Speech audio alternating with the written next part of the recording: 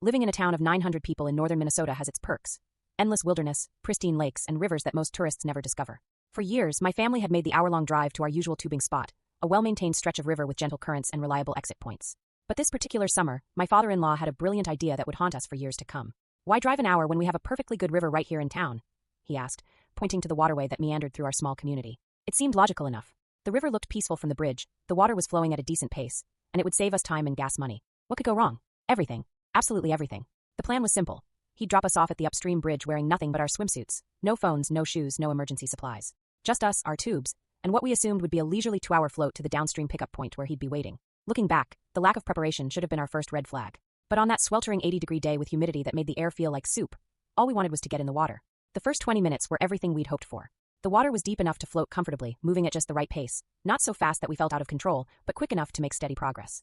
The sun was shining, birds were chirping, and we were already patting ourselves on the back for discovering this hidden gem right in our backyard. We laughed and joked as we drifted along, commenting on how stupid we'd been to drive an hour away all these years when paradise was literally flowing through our town. The riverbanks were lined with tall grass and wildflowers, creating a picturesque scene that belonged on a postcard. For those blissful first minutes, we felt like we'd won the lottery. But northern Minnesota rivers have secrets. They're not like the manicured waterways you see in tourism brochures.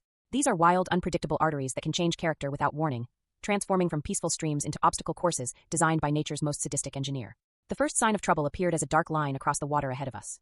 As we got closer, the reality became clear. A massive beaver dam stretched from bank to bank, completely blocking our path. The structure was impressive in its engineering, a complex weave of branches, mud, and debris that had turned the river into a makeshift lake upstream and a trickle downstream. By the time we reached the dam, we'd already been floating for half an hour and had covered significant distance. The thought of turning around and swimming upstream against the current for 30 minutes was exhausting just to contemplate. Besides, how hard could it be to get over a beaver dam? We'd just climb over with our tubes and continue on our way. That decision, to press forward instead of turning back, would prove to be the most regrettable choice of the entire ordeal. Climbing over the dam was awkward but manageable. We had to deflate our tubes slightly to squeeze them through the gaps in the branches, then reinflate them on the other side. But what awaited us beyond the dam was like stepping into a different world, a much darker, more sinister world. The water on the downstream side wasn't the clear, flowing river we'd been enjoying. It was shallow, stagnant, and filled with the most putrid smell I'd ever encountered. The odor was a nauseating combination of rotting vegetation, animal waste, and something else I couldn't identify but desperately wished I couldn't smell. Every step we took in this swampy nightmare sent us sinking 2 feet deep into thick, black mud that sucked at our bare feet like quicksand.